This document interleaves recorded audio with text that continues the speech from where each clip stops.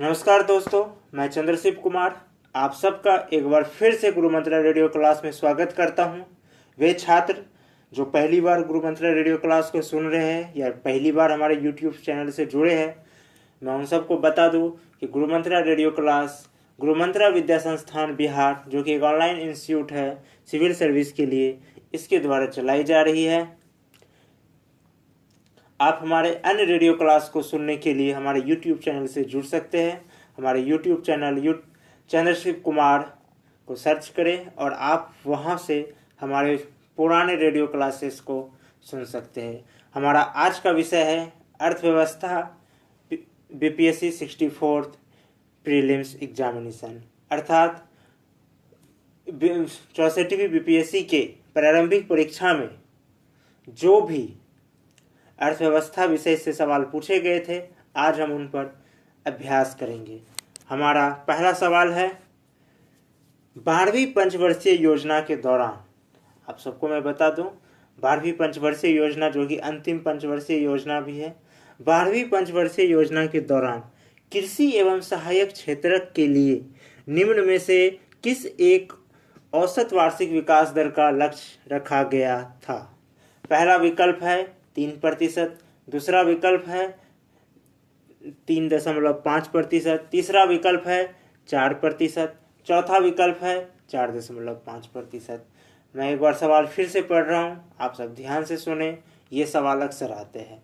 12वीं पंचवर्षीय योजना के दौरान कृषि एवं सहायक क्षेत्र के लिए निम्न में से किस एक औसत वार्षिक विकास दर का लक्ष्य रखा गया था? पहला विकल्प है 3%, दूसरा विकल्प है 3.5%, तीसरा विकल्प है 4%, चौथा विकल्प है 4.5%। इसका सही जवाब है विकल्प 3 यानी कि 4%। 12वीं पंचवर्षीय योजना का कार्यकाल 2012 से 2017 था, जिसका उद्देश्य तीव्रतर, सतत एवं समावेशी विकास के लक्ष्य को प्राप्त करना था। यह भारत की अंतिम पंचवर्षीय योजना थी, क्योंकि इसके बाद 2015 से नीति आयोग इसका स्थान ले लिए। इसके लिए समेकित विकास दर का लक्ष्य 9% रखा गया था, जिसे राष्ट्रीय विकास परिषद ने अनुमोदित किया था।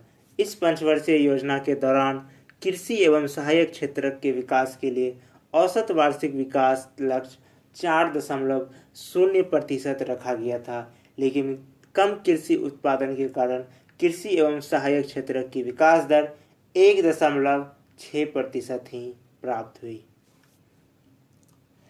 हमारा अगला सवाल है, सरकार की नीति मेक इन इंडिया का क्या उद्देश्य है? पहला विकल्प नौकरशाही के ढीलापन को दूर करना, दूसरा विकल्प लाल फीताशाही को हटाना, तीसरा विकल्प विनिर्माण की लागत को कम करना, चौथा विकल्प उत्पाद को प्रतियोगी बनाना, पांचवा विकल्प इनमें से कोई नहीं या एक से अधिक। इसका सही जवाब है विकल्प 5 यानी कि इनमें से कोई नहीं या इनमें से एक से अधिक।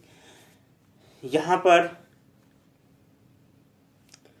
जो सही है इन दोनों में से, ये एक से अधिक सही है, ना कि कोई नहीं, अर्थात इनमें कई विकल्प सही है। अब हम देखते हैं कौन सा। मेक इन इंडिया कार्यक्रम को 25 सितंबर 2014 को लॉन्च किया गया, जिसका लक्ष्य रोजगार सृजन तथा कौशल विकास को प्रोत्साहन देना है। भारत को विनिर्माण का ग्लोबल हब बनाना भी इसका एक लक्ष्य है। मेक इन इंडिया कार्यक्रम को 25 क्षेत्रों को लक्षित करते हुए तैयार किया गया है, जिसका संचालन औद्योगिक नीति एवं संवर्धन विभाग एवं वाणिज्य मंत्रालय द्वारा किया जाता है। इस तरह हम देखते हैं कि मेक इन इंडिया के उद्देश्यों में दिए गए उपरोक्त कथनों में से कई कथन यानी एक से अधिक कथन सही है, इसलिए इसका विकल्प 5 सही उत्तर है।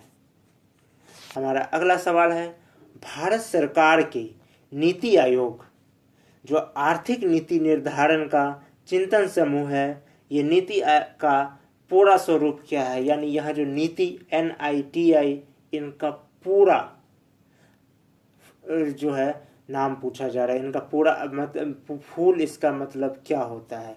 इसके विकल्प है, पहला विकल्प नेशनल इंटरनल ट्रेड इंफॉर्मेशन यानी राष्ट्र आंतरिक व्यापार सूचना।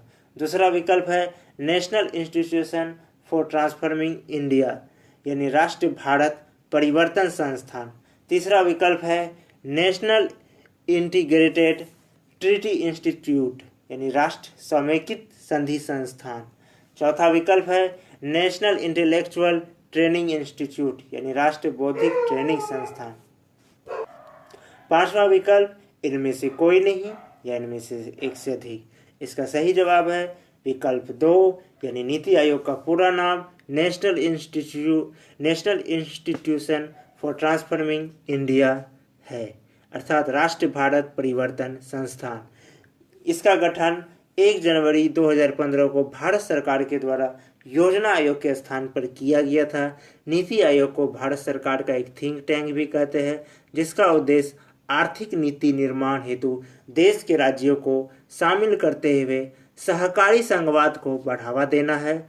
नीति आयोग सतत विकास लक्ष्यों को प्राप्त करने में देश एवं राज्यों को सहायता एवं मार्गदर्शन भी प्रदान करता है।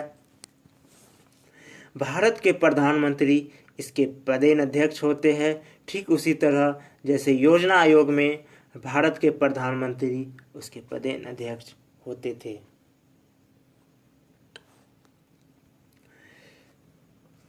इसके अस्थायी सदस्यों में सभी राज्यों के मुख्यमंत्री तथा दिल्ली व पुदुचेरी को छोड़कर सभी केंद्र शासित प्रदेशों के उपराज्यपाल अथवा प्रशासक भी शामिल है।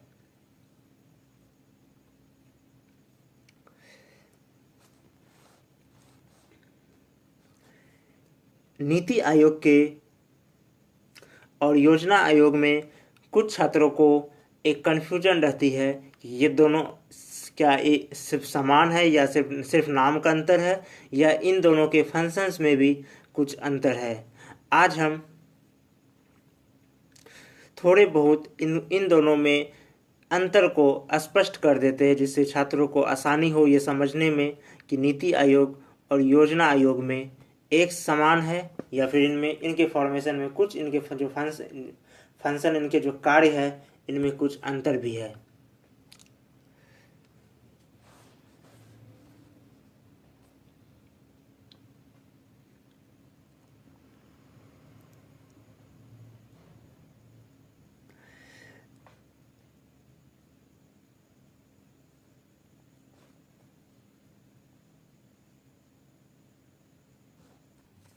मैं आप लोगों को योजना आयोग को समाप्त करने के कुछ कारणों को बता रहा हूं, जिनसे आप समझ जाएंगे कि योजना आयोग और नीति आयोग के फंक्शंस में क्या अंतर है। योजना आयोग जब बने थे उस समय आर्थिक उदारीकरण पर का इस तरीके से नहीं थे जितना आज आर्थिक उदारीकरण है। अर्थात जब योजना आयोग गठित हुई थी तो उस समय अर्थव्यवस्था पर राज्य का कड़ा नियंत्रण होता था, किंतु वर्तमान समय आर्थिक उदारीकरण का है। योजना आयोग में निजी क्षेत्र का प्रतिनिधित्व नहीं होता था, क्योंकि उस समय हमारी समाजवादी अर्थव्यवस्था पर ज़्यादा जोर थी, जबकि योजना निर्माण के वित्तीय क्षेत्र में आज लगभग 55% यानी 55% इसका ही योगदान होता है। योजना आयोग में राज्यों की कोई भागीदारी नहीं होती थी, जबकि उनका कार्यान्वयन राज्यों के द्वारा ही किया जाता था। और आपको मैं बता दूं कि नीति आयोग में राज्यों के मुख्यमंत्री भी शामिल होते हैं। योजना आयोग पर राजनीतिक पक्षपात के आरोप लगते थे, जबकि नीति आयोग योजना आयोग की तरह धन का आवंटन नहीं करेगा, बल्कि ये वित्त मंत्रालय द्वारा किया जाएगा। इस कारण से ये इस पर इस तरीके के पक्षपात लगने की आशंका कम है। अब हम अपने अगले सवाल पे जाते हैं। हमारा अगला सवाल है, निम्न में से कौन सा एक औद्योगिक विकास के लिए प्रोत्साहकी नहीं है। सवाल को एक बार फिर से ध्यान से सुने। निम्न में से कौन सा एक औद्योगिक विकास के लिए प्रोत्साहकी नहीं है। पहला विकल्प है मेक इन इंडिया, दूसरा विकल्प है ईज ऑफ डूइंग बिजनेस, तीसरा विकल्प है स्टार्ट ऑफ इंडिया चौथा विकल्प है, डिजिटल इंडिया पांचवा विकल्प है, इनमें से कोई नहीं या एक से अधिक। इसका सही जवाब है विकल्प 5, यानी कि उपयुक्त में से कोई नहीं या एक से अधिक। यहाँ पर एक से अधिक इनके जवाब होंगे, क्योंकि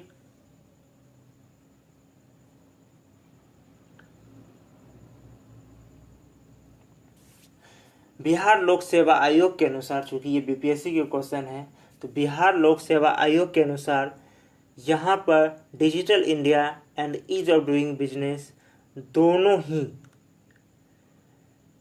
दोनों ही औद्योगिक विकास के लिए जो होते हैं प्रोत्साहकीय नहीं है। लेकिन यहाँ कुछ आलोचकों का कहना है कि ईज ऑफ डूइंग बिजनेस एक रैंकिंग है जो औद्योगिक विकास के लिए किए गए प्रयासों के आधार पर तैयार की जाती है। इस कारण से ईज ऑफ डूइंग बिजनेस को हम कह सकते हैं कि औद्योगिक विकास के लिए प्रोत्साहकीय है। किंतु बिहार लोक सेवा आयोग ने, चूँकि ये बीपीएससी के क्वेश्चन है, तो बिहार लोक सेवा आयोग ने इसका उत्तर ई दिया है। उनके अनुसार ईज ऑफ डूइंग बिजनेस भी नहीं है, या फिर वे शायद स्टार्टअप इंडिया या मेक इन इंडिया में किसी एक को में भी नहीं मानते हैं। अब इनका ये कोई स्पष्टीकरण हमारे पास फिलहाल नहीं है, किंतु आयोग ने इसका जवाब सही विकल्प ई बताया है। वहीं कुछ आलोचकों के अनुसार इसका सही विकल्प केवल डी, यानी केवल डिजिटल इंडिया, यानी केवल विकल्प 4 को माना है। अब हमारा अगला सवाल है, पूरा यानी ग्रामीण क्षेत्रों में नगरीय सुविधाएं प्रदान करना प्रारूप किसके द्वारा प्रस्तावित किया गया था? सवाल एक बार फिर से सुने। पूरा एक टर्म है, अर्थात ग्रामीण क्षेत्रों में नगरीय सुविधाएं प्रदान करना, ये प्रारूप किसके द्वारा प्रस्तावित किया गया था? इसके विकल्प है एपीजे अब्दुल कलाम, मनमोहन, दूसरा विकल्प मनमोहन सिंह, तीसरे विकल्प लाल कृष्ण आडवाणी, चौथे विकल्प राजीव गांधी, पांचवें विकल्प इनमें से कोई नहीं या एक से अधिक। इसका सही जवाब है विकल्प 1, यानी डॉक्टर एपीजे अब्दुल कलाम, जो कि भारत के मिसाइल मैन भी कहे जाते हैं। ये भारत के राष्ट्रपति भी रहे हैं। पूरा अर्थात ग्रामीण क्षेत्रों में नगरीय सुविधा प्रदान करने का प्रारूप भारत के पूर्व राष्ट्रपति एपीजे अब्दुल कलाम द्वारा अपनी पुस्तक टारगेट 3 बिलियन में प्रस्तावित किया गया था। इस योजना को ग्रामीण विकास मंत्रालय ने 2 जून 2012 में शुरू करने की घोषणा की। इस योजना के अंतर्गत गांवों में सड़क निर्माण, विद्युत आपूर्ति, संचार नेटवर्क तथा तकनीकी संस्थान स्थापित करके गांवों का विकास करना है। इस योजना को अब श्यामा प्रसाद मुखर्जी राष्ट्रीय ग्रामीण मिशन के रूप में संचालित किया जा रहा है। हमारा अगला सवाल है, निम्न में से कौन सा एक मनरेगा का उद्देश्य है? सवाल को फिर से सुने, यह मनरेगा से संबंधित सवाल है, ये अक्सर आते रहते हैं। निम्न में कौन सा एक मनरेगा का उद्देश्य है? पहला विकल्प परिसंपत्तियों का निर्माण करना, दूसरा विकल्प सूक्ष्म सिंचाई को प्रोत्साहित करना, तीसरा विकल्प जल प्रबंधन, चौथा विकल्प ग्रामीण आय को बढ़ाना, पांचवा विकल्प इनमें से कोई नहीं या एक से अधिक। इसका जो सही जवाब है वो है विकल्प 5, यानी इनमें से कोई नहीं या एक से अधिक। यहाँ पर विकल्प 5 में इनमें से एक से अधिक सही है। मनरेगा का उद्देश्य ग्रामीण गरीबों के लिए परिसंपत्तियों को निर्माण कर उनकी आजीविकाओं के संसाधनों एवं आय में वृद्धि करना है।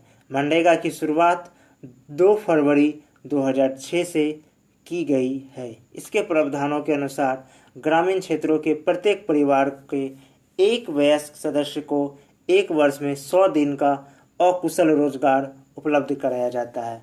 मनरेगा वर्तमान में पूरे देश में लागू है। इसके अंतर्गत रोजगार की विधिक गारंटी उपलब्ध कराई जाती है।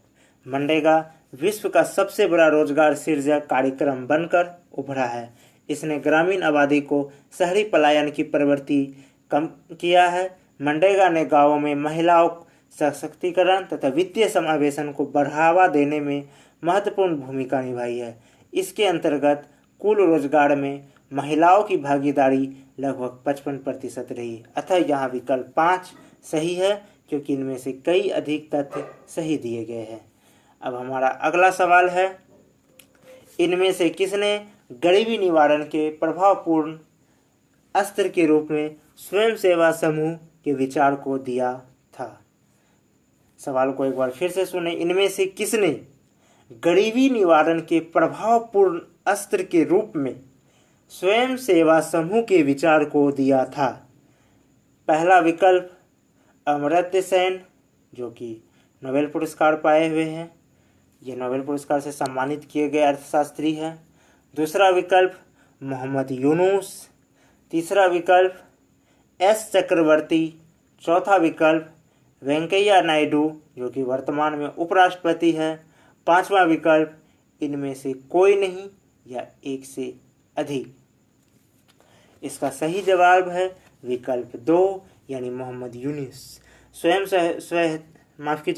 स्वयं सहायता समूह ग्रामीण क्षेत्रों में गरीब लोगों का एक समूह बनाने से संबंधित है, जिसमें सदस्य अपनी बचत एकत्रित करते हैं और अपने जीवन स्तर में सुधार करने का प्रयास करते हैं। बांग्लादेश के अर्थशास्त्री मोहम्मद यूनुस ने इस बात को नोट कर ले, कभी ऐसा भी सवाल आ सकते हैं कि स्वयं सेवा समूह के विचार देने वाले मोहम्मद यूनुस किस देश से संबंध रखते हैं। तो यहाँ याद रखना है कि वे बांग्लादेश से संबंध रखते हुए बांग्लादेश के अर्थशास्त्री हैं। तो बांग्लादेश के अर्थशास्त्री मोहम्मद यूनुस ने गरीबी निवारण के प्रभावपूर्ण अस्त्र के रूप में स्वयं सहायता समूह के विचार को दिया था। मोहम्मद यूनुस को वर्ष 2006 में बांग्लादेश के ग्रामीण बैंक के साथ संयुक्त रूप से शांति का नोबेल पुरस्कार भी मिला था।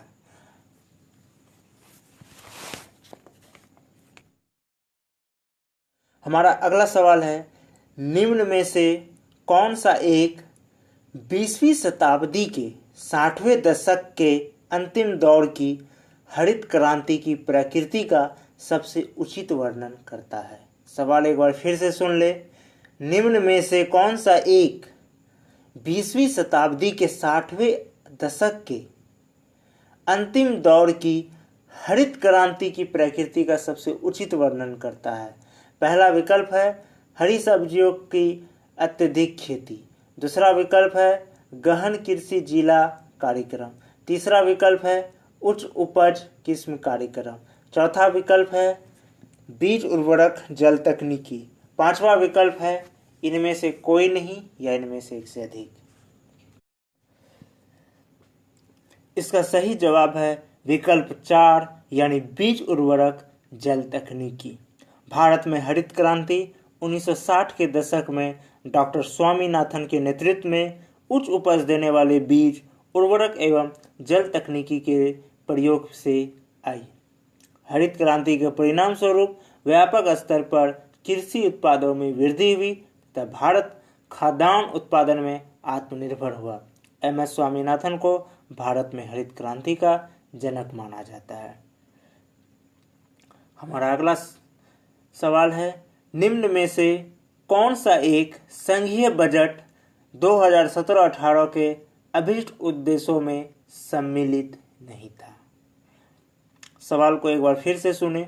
निम्न में से कौन सा एक संघीय बजट 2017-18 के अभीष्ट उद्देश्यों में सम्मिलित नहीं था? संघीय बजट से तात्पर्य है केंद्र सरकार द्वारा पेश किए गए बजट।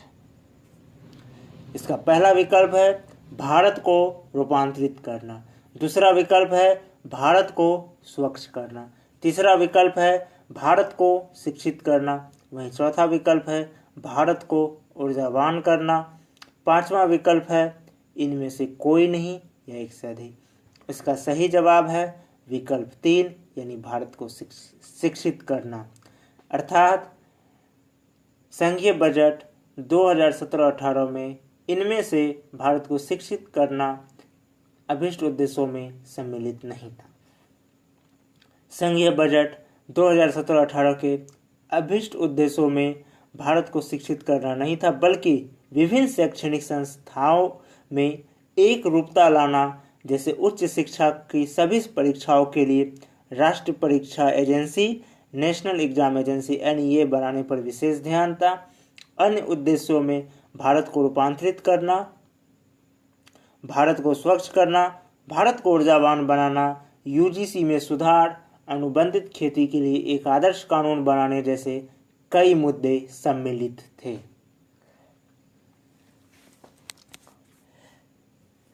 वे छात्र जो गुरु मंत्रा रेडियो क्लास को आज पहली बार सुन रहे हैं, मैं उन्हें बता दूं कि गुरु मंत्रा रेडियो क्लास गुरु मंत्रा विद्या संस्थान द्वारा चलाई जाती है। गुरु मंत्रा विद्या संस्थान बिहार जो कि एक ऑनलाइन इंस्टीट्यूट है और ये सिविल सर्विस के लिए PT, मेंस और आंसर राइटिंग की ऑनलाइन कोचिंग भी देती है। PT ग्रुप 50 स्टूडेंट का होता है जो कि व्हाट्सएप और टेलीग्राम के माध्यम से कराया जाता है। इसमें छात्रों को करंट से संबंधित मिलते हैं और the Hindu PIB report, down to earth का रिपोर्ट, द इंडियन एक्सप्रेस का रिपोर्ट हिंदी में इन सब का विश्लेषण मिलते हैं और मॉक टेस्ट भी लिए जाते हैं एवं करंट से संबंधित PDF और GK GS से संबंधित PDF मिलते हैं। वही आंसर राइटिंग ग्रुप में इन सब के साथ साथ उन्हें आंसर राइटिंग भी कराया जाता है टेलीग्राम चैनल के द्वारा, जो कि 35 स्टूडेंट का एक ग्रुप होता है आंसर राइटिंग का। और मेंस क्लास 4 से 5 स्टूडेंट का होता है जिसमें कि एक व्हाट्सएप ग्रुप बनते हैं और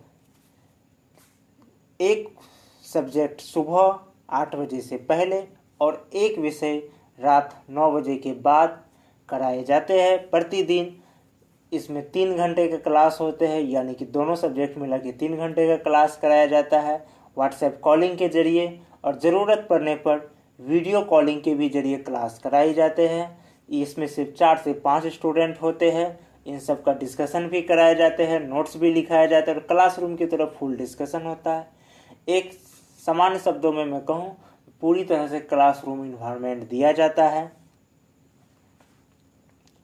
जो भी छात्र हमारे PT, मेंस या आंसर राइटिंग के किसी भी ग्रुप से, इनमें से किसी भी ग्रुप से जुड़ना चाहते हैं, वे हमारा से कांटेक्ट कर सकते हैं व्हाट्सएप और टेलीग्राम के माध्यम से।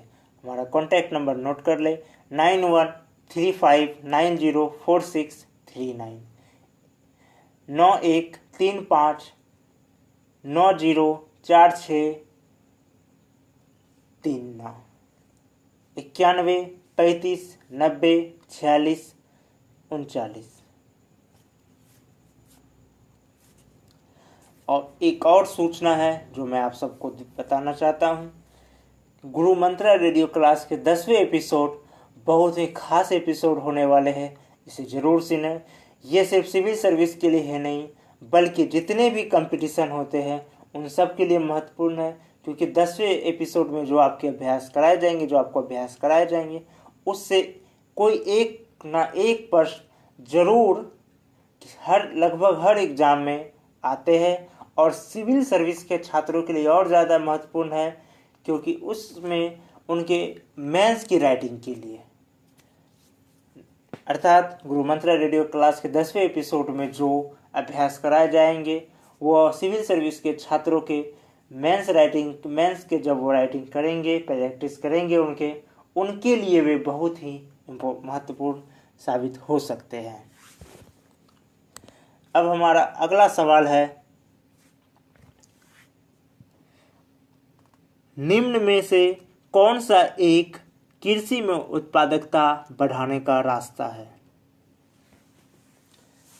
हमारा सवाल है, निम्न में से कौन सा एक कृषि में उत्पादकता बढ़ाने का रास्ता है? पहला विकल्प कुशल सिंचाई, दूसरा विकल्प गुणवत्ता युक्त बीज, तीसरा विकल्प कीटनाशकों का प्रयोग, चौथा विकल्प उर्वरकों का प्रयोग, पांचवा विकल्प इनमें से कोई नहीं या एक से अधिक। इसका सही जवाब है विकल्प 5, यानी इनमें से कोई नहीं या एक से अधिक। मैं इसकी व्याख्या कर मैं थोड़ा विस्तार से मैं आपको ये बता दूं, फिर आपको इनके जवाब स्पष्ट रूप से आप समझ पाएंगे।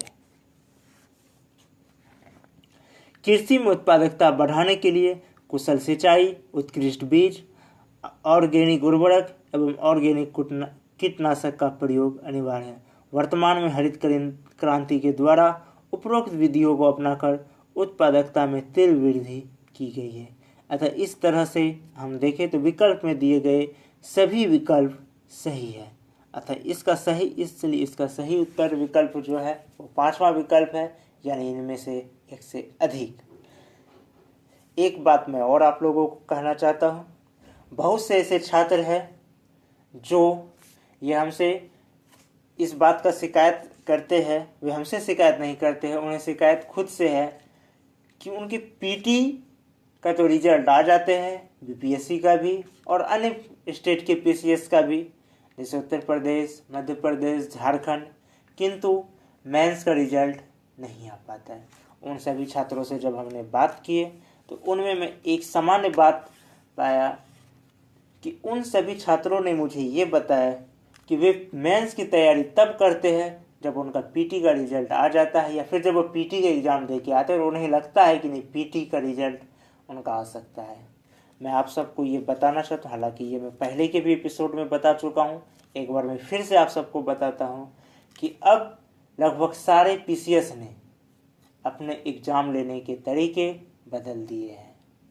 अब वो समय नहीं रहा कि आप पीटी का एग्ज़ाम होते थे फिर उनका रिजल्ट होते थे और एक लंबे समय मिल जाता था मेंस के एग्ज़ाम के लिए। अब आप देख रहे होंगे कि लगभग सभी लोक सेवा आयोग पीटी के एग्ज़ाम के तुरंत बाद जल्दी से जल्दी वे कोशिश करते हैं कि मेंस का एग्ज़ाम ले ले। किसी कारणवश, कभी किसी विवाद के कारण नहीं हो पाते हैं, मेंस के परीक्षा में विलम्ब हो जाती है, वो अपवाद में आते हैं, लेकिन आयोग अपनी ओर से ये कोशिश जारी रखते हैं कि पीटी के एग्ज़ाम के बाद जल्दी से वो उनका रिजल्ट देकर मेंस का भी एग्ज़ाम जल्दी से ले ले। अब ऐसे में क्या होते हैं कि जो छात्र बाद में मेंस की तैयारी शुरू करते हैं और पीटी का रिजल्ट जल्दी आ जाता है और मेंस का एग्ज़ाम डेट भी जल्दी आ जाते हैं, तो अब वे समझ नहीं पाते हैं कि वो क्या करें, वो आंसर राइटिंग का प्रैक्टिस करें या फिर मेंस का पढ़ाई करें। आपको मैं पहले भी बता चुका हूँ, फिर बता रहा हूँ, मेंस की परीक्षा में सिर्फ आपका नॉलेज चेक नहीं किया जाता है, बल्कि आपके नॉलेज का प्रेजेंटेशन भी चेक किए जाएंगे। क्योंकि जो कॉपी चेक कर रहे हैं उन्हें पता है कि मेंस की परीक्षा, जो भी विद्यार्थी मेंस की परीक्षा दे रहे हैं वे लाखों स्टूडेंट को पीटी में धकेल कर तब वो दे रहे हैं, अर्थात उनके पास नॉलेज की कमी नहीं है। वो आपका सोच देख रहे हैं, आपका सोचने का, किसी भी समस्या के प्रति सोचने का दृष्टिकोण देख रहे हैं कि आप किस का नज़रिया क्या है, किस तरीके से सोचते हैं और आप अपने नॉलेज को कैसे प्रेजेंट करते हैं। इसलिए ये ज़रूरी है कि अब आंसर राइटिंग ज़्यादा से ज़्यादा करें। जितना ज़्यादा आंसर राइटिंग करेंगे आप अपने विचारों को उतना ज़्यादा अच्छे तरीके से पेश कर पाएंगे, प्रस्तुत कर पाएंगे। और दूसरा जो सबसे खास बात है कि मेंस की तैयारी अब शुरू से करें। वो समय नहीं रहा कि आप पहले पीटी का करें फिर मेंस का करें। अब अगर अभी देखें वर्तमान में जो भी एग्ज़ाम लिए जा रहे हैं, क्वेश्चंस का आप देखें तो पीटी और मेंस के जो सिलेबस है, जिस विषय से क्वेश्चंस आते हैं, वो लगभग 80 से 90% एक समान होते हैं। यानी अगर आप मेंस की पढ़ाई कर रहे हैं तो पीटी की पढ़ाई उसके साथ अपने आप कंप्लीट हो जाएगी, उसके लिए आपको अलग से नहीं पढ़ना होगा। और जो कुछ सब्जेक्ट ऐसे हैं जो मेंस में नहीं आते, सिर्फ पीटी में आते हैं, वो 1-2 सब्जेक्ट आप अलग से पढ़ लें। इससे आपकी तैयारी कम समय में तेजी से होगी। एक और बात मैं बता दूं, पीटी की तैयारी के लिए इस बात का खास ध्यान दें कि जिस भी एग्ज़ाम के, जिस भी पीसीएस के आप पीटी की तैयारी कर रहे हैं तो उसके जो प्रीवियस ईयर है, उसके प्रीवियस ईयर के सवालों को व्याख्या सहित पढ़ लें, या फिर आप हमारे पीपीएससी के आप हमारे गुरु मंत्रा रेडियो क्लासेस से आपको रेगुलर मिलते जाएंगे। सारे अब तक जितने भी पीसीएस हुए हैं, बीपीएससी द्वारा अब तक जितने भी एग्ज़ाम लिए गए हैं, उन सबके सवालों का इसी प्रकार व्याख्या सहित कराए जाएंगे आपको अभ्यास।